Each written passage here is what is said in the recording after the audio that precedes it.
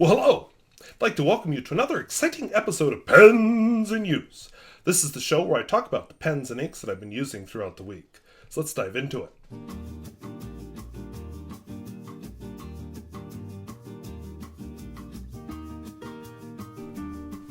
If videos like this interest you, where I talk about fountain pens both new and old and at all price points, I would invite you to subscribe.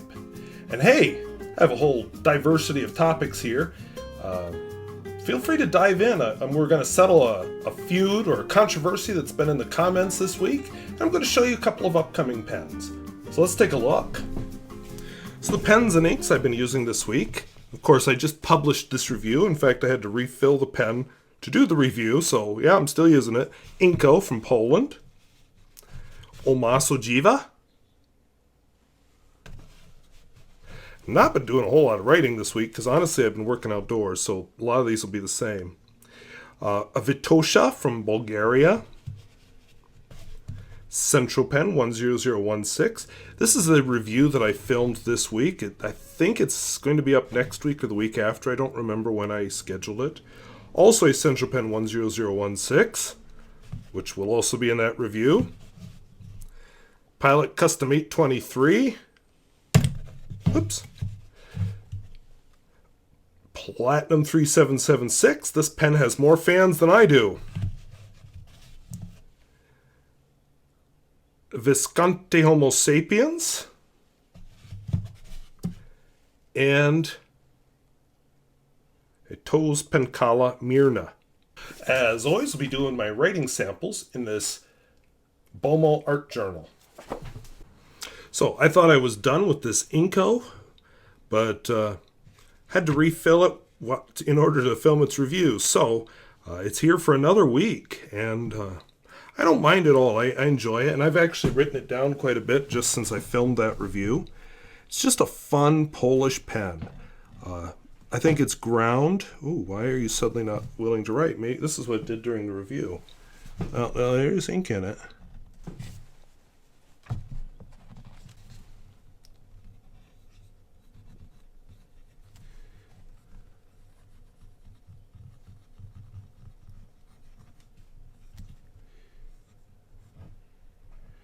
Okay, if you saw the review, it did not behave like this. I don't know if it's upset with the change in weather or what it is.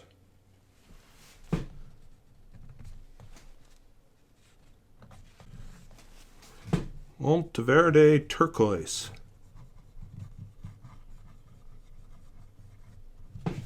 It's just a simple pen, very humble. Inco made in Poland. And the nib is certainly unique.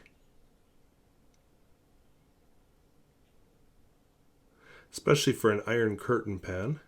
And I think it's ground because if I get it off the sweet spot by even a little bit, suddenly it doesn't write anymore. My next pen, it's not that one, is an Omas Ogiva. Just a very nice Italian pen from a brand that no longer exists, unfortunately. I like it.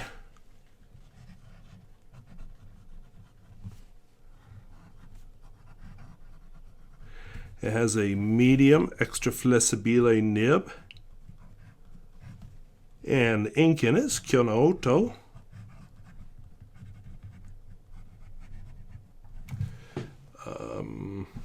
Keshimurasaki.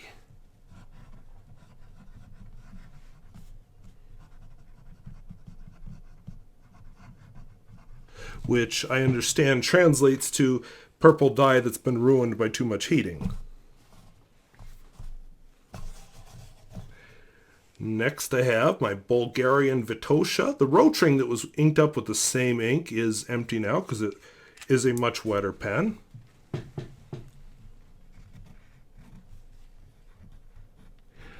I'm not especially thrilled with this ink in this pen. I do like this pen. I liked it with whatever the previous ink was. This one, not so much.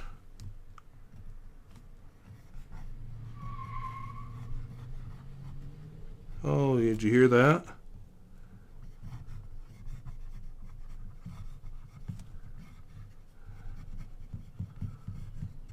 Noodler's Apache Sunset. Kind of a cool, it's supposed to be a very good shading ink. It shades. I guess it hasn't been one that really does anything for me. Now, upcoming in the next week or two, you'll be seeing this pen. This is a Centropen 10014. This one, I was just going to hold as a point of comparison because it's in not as good a shape as the other one. But then I decided, what the heck? So I stopped filming the review, went and I didn't really have to do much on this one, it just needed some cleaning. Cleaned it and then resumed the review with it.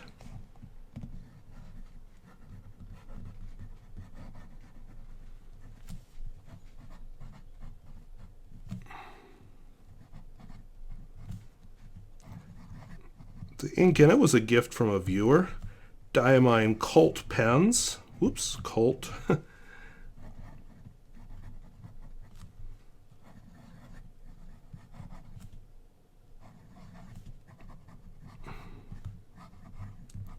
don't want to say too much about the pen because I need to save something for the review. I will say what I've noticed since filming the review, though, about this particular one. It looks like the nib may have been dropped at one point and then repaired. I mean, it writes just fine, but that's not something I had noticed when I was reviewing it. Its companion, the pen I was actually planning to review, also a 10014, has a gorgeous, gorgeous finish on it. This is the same one as in my really amazing Centropen. The nib isn't quite as amazing as in that pen, but it does a good job.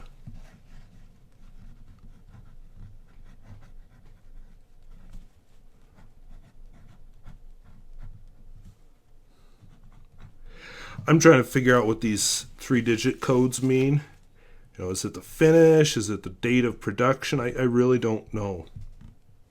The ink in this one is Pelikan Edelstein Olivine.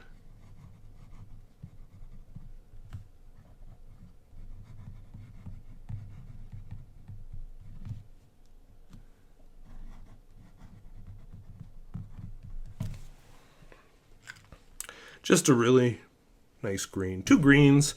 I need to ink up a yellow pen for reasons. My next pen, I have to unscrew here because I haven't actually written with it in a while, is my Pilot Custom 823. This is basically my daily writer in the summer when the Lamy 2000 takes a break, although other pens will fill in this role also. I wanted a pen that could hold a lot of ink because I'm going to be away from home for weeks at a time this summer. So I'd rather my primary writing pen has enough ink in it. Sorry, drew a temporary blank there. What the ink was. Iroshizuku. Maybe it'd be nice if you could see me write with it. Iroshizuku Take-sumi. It's a black ink. It's nothing special, honestly. I'm using it mainly because it's my smallest bottle of black, and I thought, wouldn't it be nice to just use it up? So that's what I'm going to be writing with this summer. And I'm pretty sure I can empty it out. I usually buy 2 or 3 bottles of black ink a year. It's the only color that I replace a lot. Although the Noodler's Apache Sunset's just about gone, so that's exciting. This is the pen with more fans than me. This is the Koi.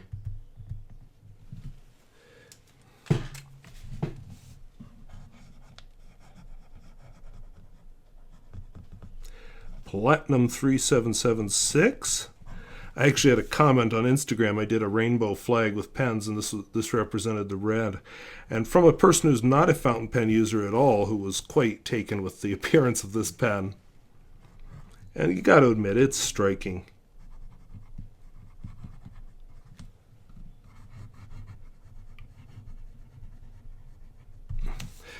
This ink is supposed to be the green, the underside of a leaf, but I find with this pen, this ink starts out dark, and then after a line or two it gets a lot lighter, so that's not really a realistic depiction of the color of the pen.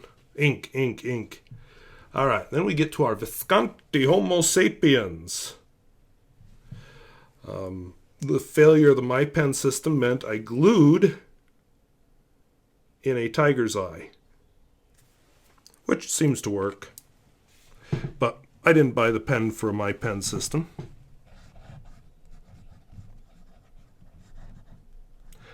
That's what I bought it for. How well it writes.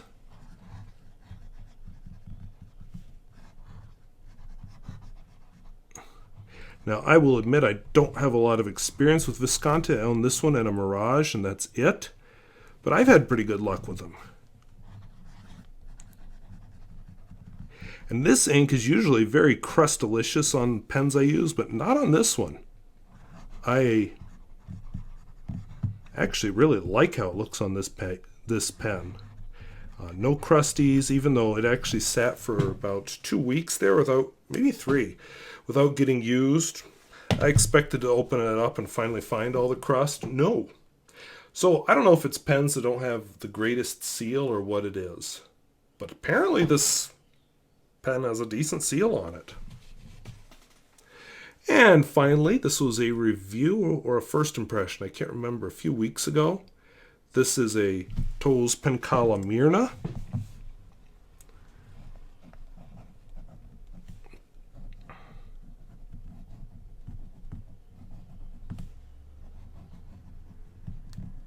That's actually a very attractive ink. Bungubox Sweet Potato Purple.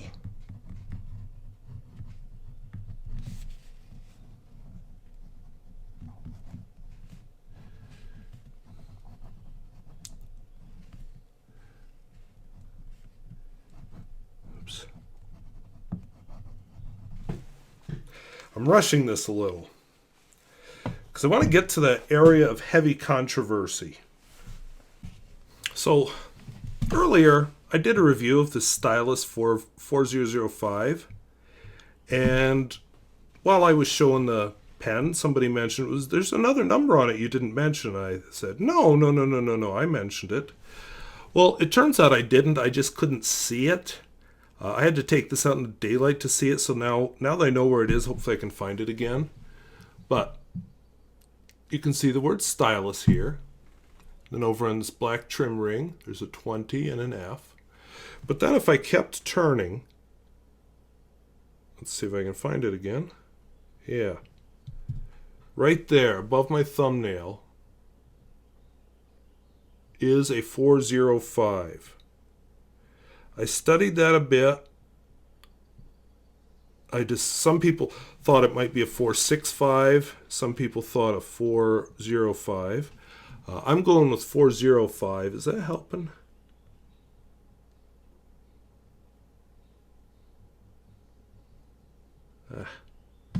Maybe I'll try and use the macro lens and take a photograph of it and insert it, because this is pretty much a bust. But anyway, yeah, and I must have known it, or else it was on the seller's website, because I listed the review as a Stylus 405. So yeah, whoever said that, you were right. It does have a number there. There is something written, and I forgot to mention it. In other pen news, an upcoming first impression is this pen, a Senator President, from the Ukraine. How do I know it's from the Ukraine? Well, first of all, I know who I bought it from.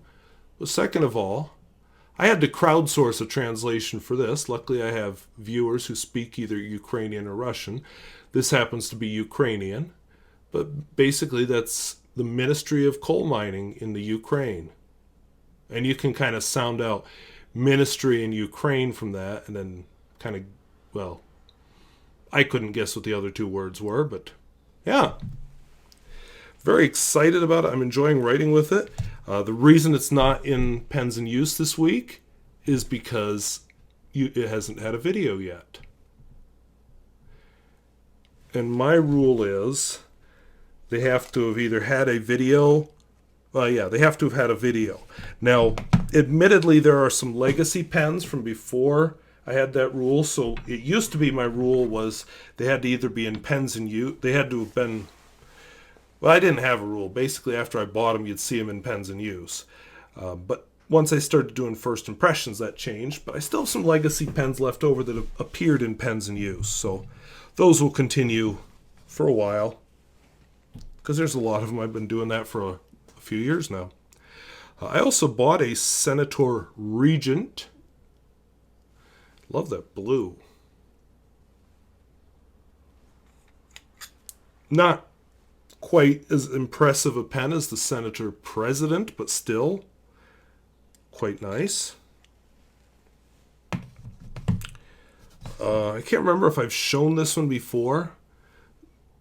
This has been my yellow writer, although it doesn't have a very yellow ink in it at the moment. A Birmingham Pens pen. I've filmed its first impression. I just have to find a day to upload it. And I also owe Chris Rapp a thanks for me spending my money. Parker Ellipse.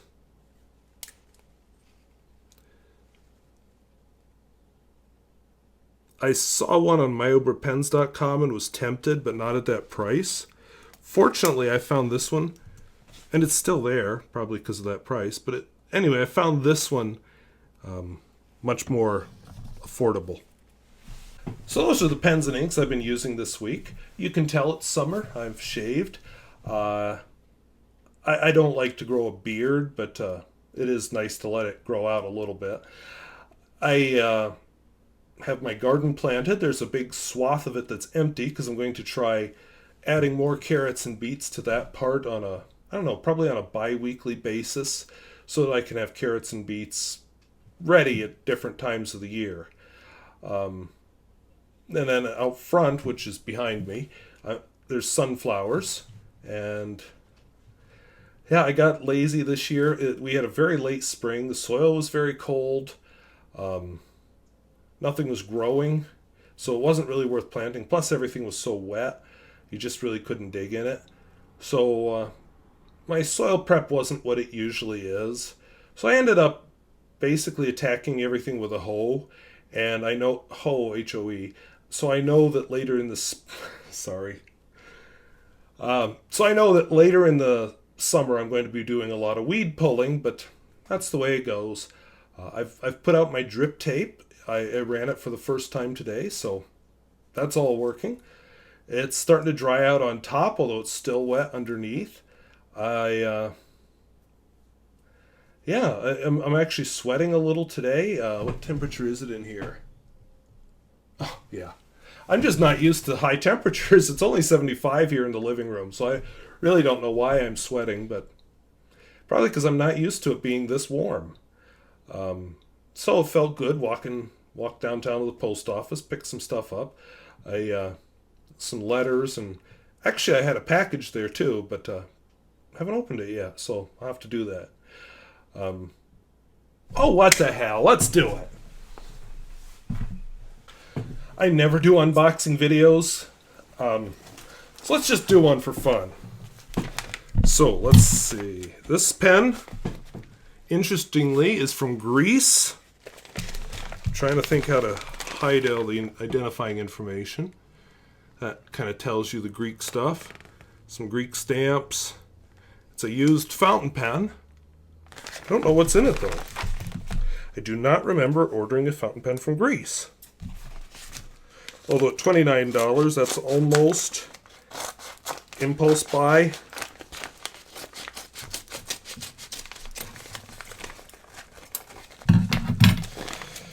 Okay, and inside the envelope is a box.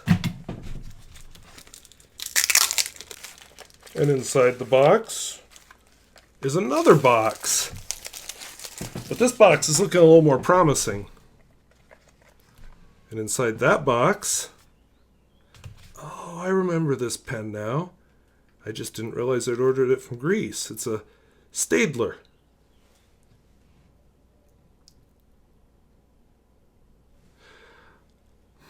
I think this is the one.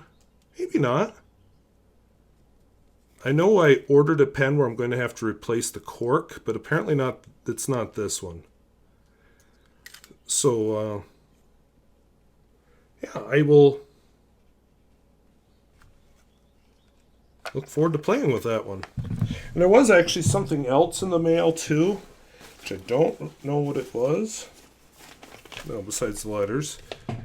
From Costa Rica. Oh, this is a pen.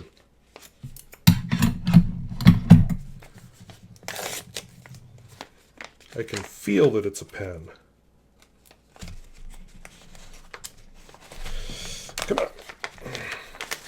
Wow, I ordered this a long time ago. I mean, long enough ago until now, I'd forgotten I even ordered it. Yeah, there it is. So,